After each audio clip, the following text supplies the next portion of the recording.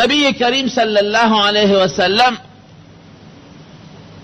اخر زمانے متعلق زلزلے برازی او فتنے برازی، علم بختم شي، جہالت بزیاد شي، او عذابونه بی زمکه بشلیگی، خلق با پی ننوزی، او کانی با پا بعض علاقوں کے دا برن راوریگی.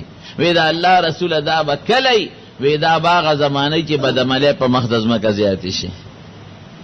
دا سمر عذابونه چنن دا روان دی، دا دی بنیاد سده دا بدمالی دی، او دا لوی فتنه دا خدای پاک دی مسلمانو سات لوی فتنه دا. ور یواز دا اندام زنا ندا، دسترگو زنا نبی کریم صلی اللہ علیہ وسلم فرمائی زنا العین النظر، دسترگو زنا دا نظر کول دی پردے خزتا او پردے لکتا،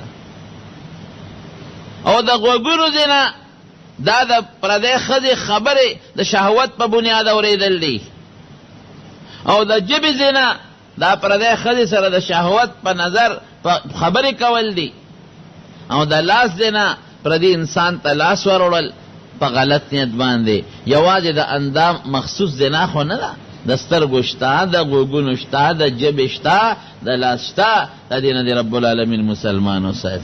او نن سبارا دی طول فتنہ موبیل دی، اپکے گئے ما فتنہ نا فتنہ موریدلی دی موبیل یوسی، او پا دی بعضی دکانونو کی دکانداران ورتا پاگا موبیل کے غلط او گند فلمونا چاہی، او پا شل 25 روپے باندے وطا غون یو شل 25 فلم وروا چاہی، او ریدلی میری اگا دی بیا گوری خوابتا سنیمالا سونا خرچہ با پکے دا، الکا ٹی وی روڑا کور کے ورتا کینا سونا خرچہ با پکے دا، چا مخ کے بیا کتیش دا خو کور گوٹ کے کینا یو فلم گوری، دو گوری، درے گوری، سلور گوری. دا چکم انسان وطا دا گناہ پا موبیل کے چی دا و سرسر کی شرک دے، دا خو غرق شو، دا خو تباہ شو، غرق شو.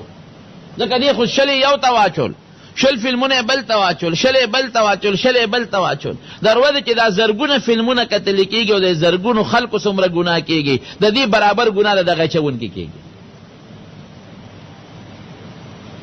من فسن فی الاسلام سنتا سیئتا فلہو وزرها و وزر من عمل بی. غلط گناہ خلقو تخکار اکلا چی سمر خلق پا دی گناہ کے لگیا دے مبتلا دے، داغ گناہگارو چی سمر گناہ کیگی داغی برابر داغی با نکمیگی، داغی برابر گناہ با داغ سڑکیگی.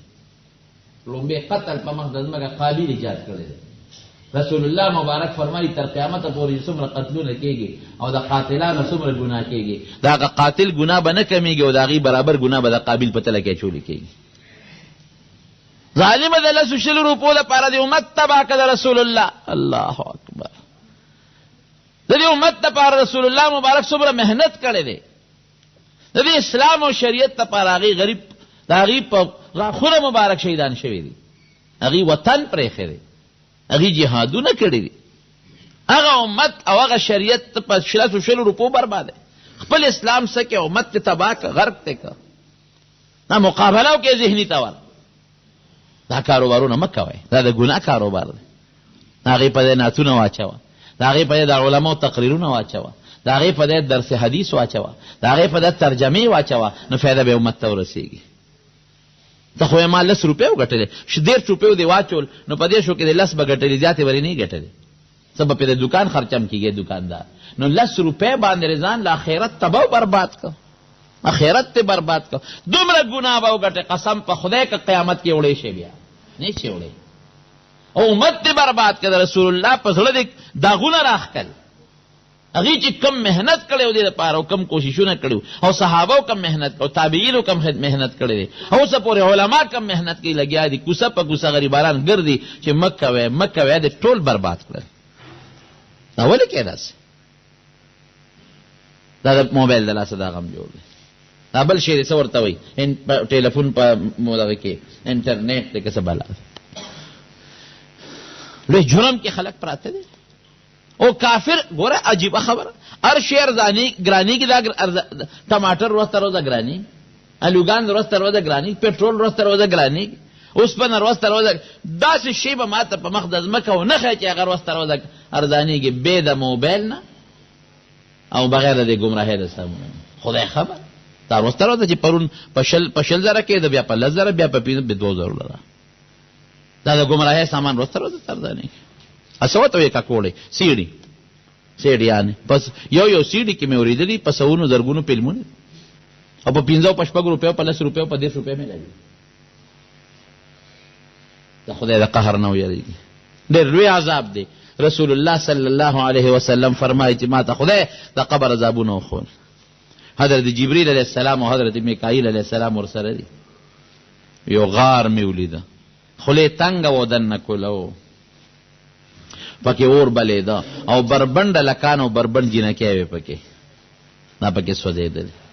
او چې کله به دا لمبې واله نو دا بربنډه لکان جینکې به د تنور د خولې لره ورسېدل، د غار د خولې له. وایي ما به وې راغورځېږي ته، وایي بیا به هغه لمبه ښکته شدي به ویښله لاړل. تپوس مې وکړو د حضرت جبریل علیه السلام نه دا څوک دي؟ وایي دا زناکاره لکانو زناکار جینکې، هغه سړي او هغه ښځه چې زنا دی د قبر عذاب دی چې ساتي وخېږي، دغه عذاب دی. او باقي آخرت کې به ورسره الله راکاږي چې څه به ورله سزا ورکړي. تاسو د دنیا د سزا د اندازه ولګئ چې دنیا سزا سنګسارې دل دی چې دنیا سزا دونه خطرناکه ده، جرم څونه خطرناک شو. د سترګو بدعملۍ هلکان به په لارو کوڅو کې